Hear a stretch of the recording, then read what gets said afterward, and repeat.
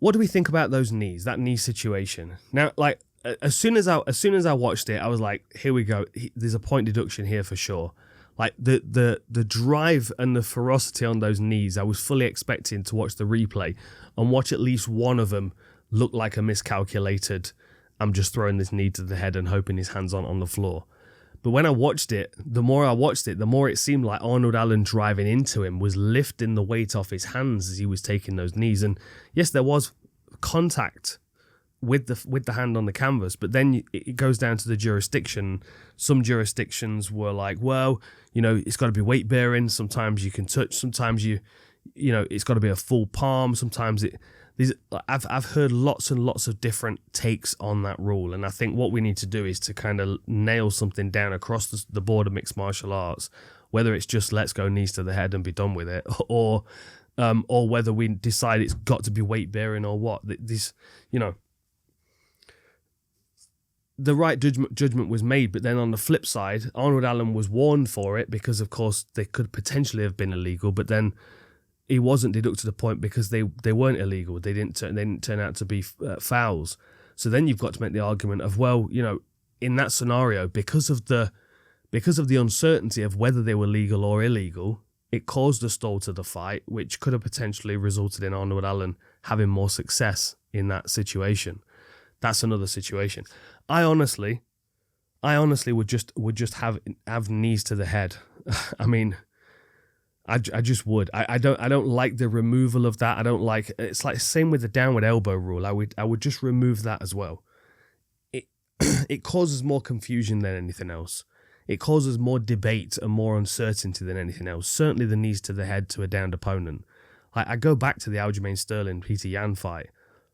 Aljamain Sterling shouldn't be able to hang out there on his knees like that in a fight. If it's a realistic situation, he would be getting kneed in the head anyway. I can understand taking away soccer kicks, right? Let me just quantify this. And I would have quite happily fought in the Pride rules. I'd have had no problem at all fighting in a rule set with head kicks and stomps. Just purely because the reason why I got into MMA was the closest thing I could get to a fight anyway, right? So I always want to get as close to the no rules valetudo style of fighting that we can. Anything goes, right? That's what I want to get to. And what I'm doing is I'm looking at everything and I'm going, okay, well, headbutts, maybe we can take that out. And I've got good reason to think headbutts are not really a necessary feature in a combat sport. Different when it's a striking sport. I will say Lethwei. I have no problems with head strikes in Lethwei. But what I will say is whenever I've seen a mixed rules, no holds barred fight with head strikes, it's almost always been one person laying in the other person's guard, just kind of doing this. Hang on. I'm going to take my new glasses off. Let me tell you, it gets really boring after a short while. As bloody as they can get, it gets really boring after a short while. And that's an easy one to remove. The reason why I would go, okay, well, I can do without head kicks. I could do without soccer kicks, is because almost always the person that's getting kicked in the head is already unconscious. So they're then taking a really solid kick to the head when they're not in any position to defend themselves. That's what I've seen from stomps. And they could be exciting, you know, in the moments where Vanderlei Silva's leaping over someone's open guard to try and stomp them into the corner of the Pride ring. Absolutely. But the times when I've seen soccer kicks land and I've been like, I don't mind it, but that person didn't need to take that shot.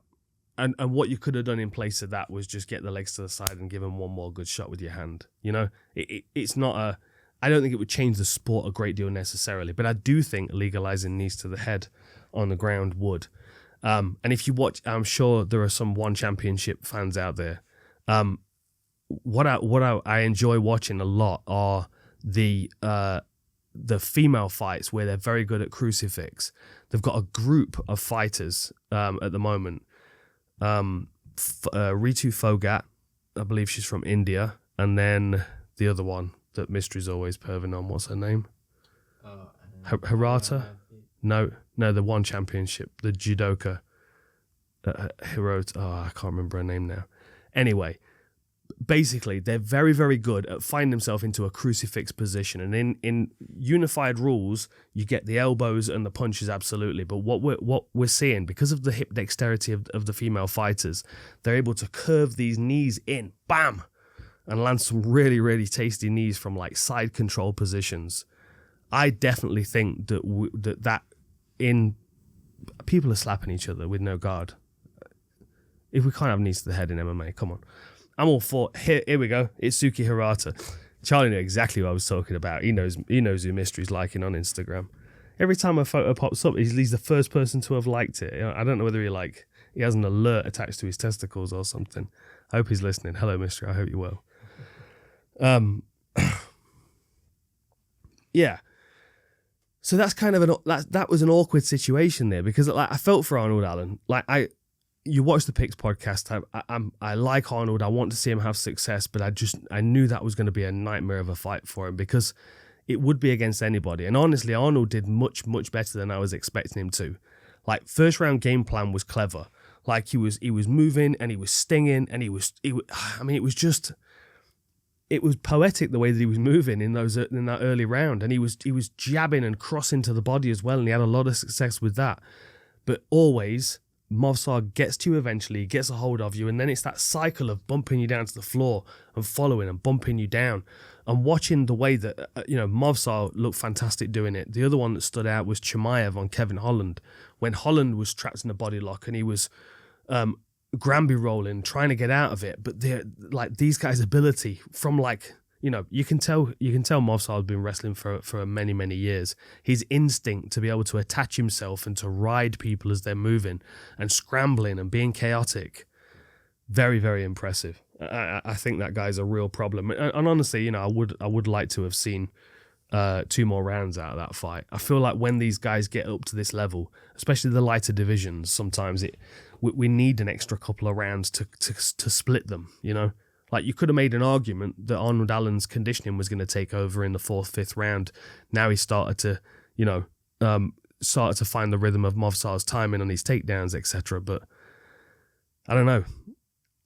I kind of feel for Arnold Allen, because I feel like he's he kind of expected that type of fight, and he did everything he could to negate it, and still Evloev was able to edge it out. And I thought it was an entertaining fight as well. I don't know about the comments in the press conference afterwards. I didn't agree with them. I thoroughly enjoyed watching it, and yeah, of course, we do want to see fighters finish. But someone like Evloev with his wrestling, like even when he made his UFC debut, you're just watching. You're like, God, it's ferocious and impressive at the same time, the way that he's able to just clamp on and just stay bolted to somebody.